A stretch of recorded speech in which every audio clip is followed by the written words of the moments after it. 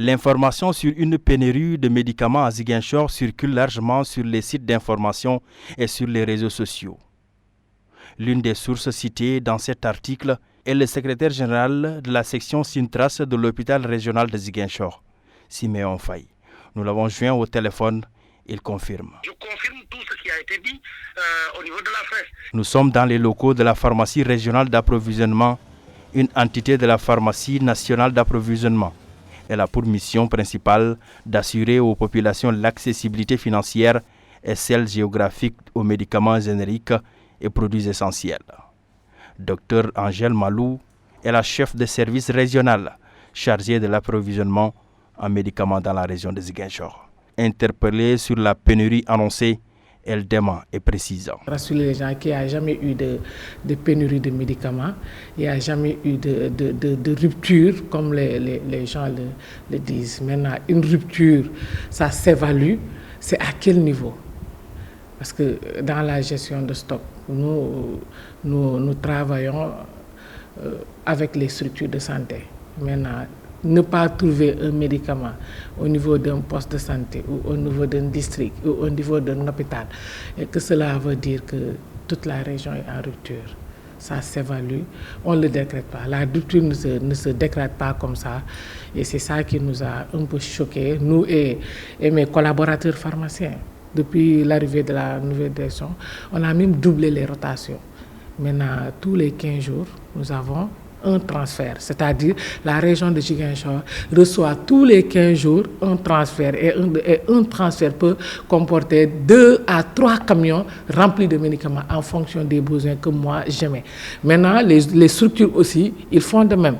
Ils viennent s'approvisionner au niveau de la PRA sur rendez-vous. Sur place, nous avons eu droit à une visite guidée du stock de médicaments.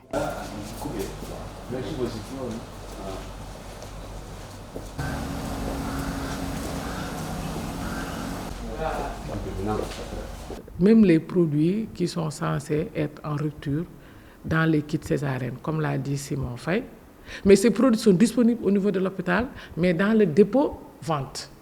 J'ai même entendu parler des réactifs de laboratoire. Ça, nous, on ne fait pas de réactifs de laboratoire. Eux, ils ont d'autres fournisseurs où ils achètent ces produits-là.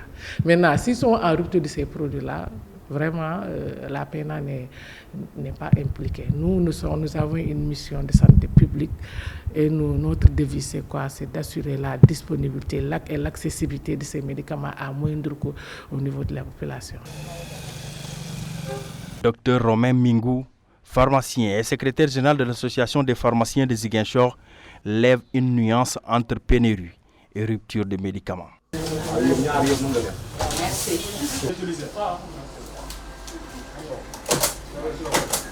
Bon, je ne parlerai pas de pénurie, mais on peut dire des ruptures, oui. Parce que souvent, il peut y avoir des cas où un médicament, selon le délai d'approvisionnement, qui peut s'allonger selon la normale.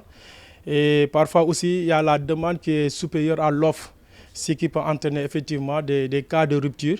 Mais c'est des choses qui d'un moment à un autre, peuvent se régler, quoi. Mais pas de pénurie en tant que telle. Au Sénégal, actuellement, on a 4 fournisseurs principaux qui nous fournissent en médicaments, nous, les pharmacies privées. Donc s'il y a un des fournisseurs qui est en rupture, on peut se ravitailler sur les autres. Donc souvent, si un est en rupture, voilà, les autres peuvent en disposer. Nous sommes très bien approvisionnés en médicaments.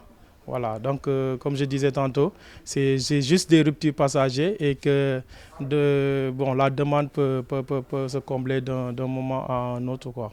Les remous dans le secteur de la santé sont bien réels, mais quant à l'approvisionnement en médicaments, la situation est sous contrôle. Les autorités sanitaires sont ainsi appelées à agir pour garantir une disponibilité continue des produits essentiels et éviter que la situation ne se dégrade.